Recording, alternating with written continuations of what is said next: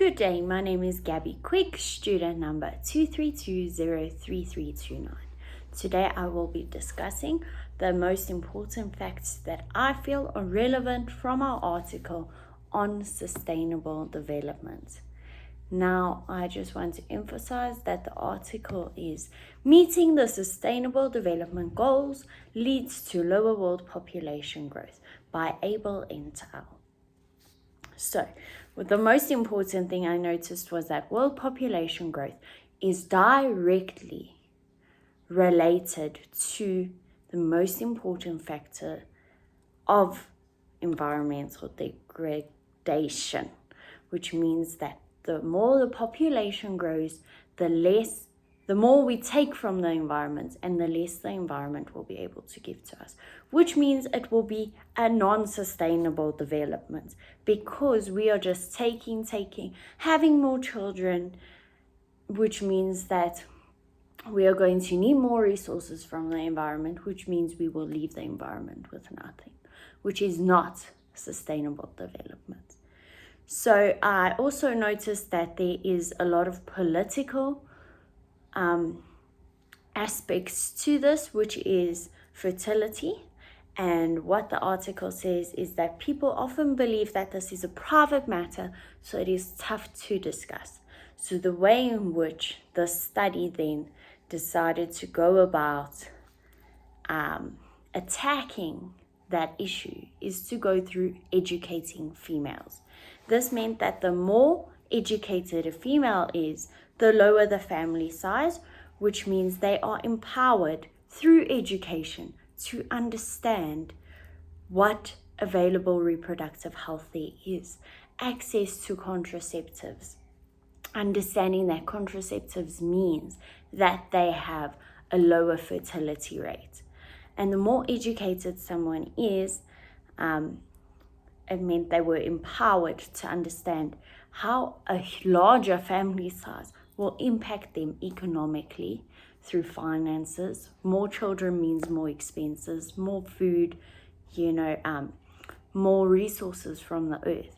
And ultimately, through education, you will learn that we are aiming for sustainable development. So this means your aim is to not have an impact on the earth in that way. Then I also noticed that available reproductive health, such as contraceptives, means a lower mortality child rate because females are educated. So this means that they understand how to be healthy, good hygiene, how to take medicine, when to go to the doctor, what is normal to feel, what is not normal to feel. And they stayed healthier, which meant they had a higher mortality rate, and their children have a higher mortality rate because they had available reproductive health. That means that they went for checkups. Their child was okay. They could make sure that their child was going to be okay should they be born with something that is an illness and so forth. I also do believe that, having the available reproductive health resources means fewer STIs and things like that, which meant that the child mortality rate would be lower because their parents are taking those precautions before they are even born. So yes, through education, they attacked this reproductive health problem, which then results in it not being a political problem. It is no longer a political problem because it is an education problem. It's not I'm telling you what to do with your reproductive health. It also stated that there are direct factors, which is child mortality, maternal mortality, reproductive health and fertility. And then we have our indirect, which is the direct factor is educating women. But to educate women, they had to up the education for all.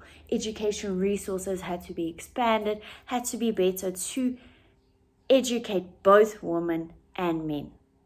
So by educating women, they improved the education system, which also benefited men. Then, because both of them have a better education, because it then said that primary education is not enough, they need to have secondary education too. That means that men and women both had a higher life expectancy. So I do believe that this article was beneficial in understanding that through educating women and providing reproductive health care, it means that there will be a lower world population growth.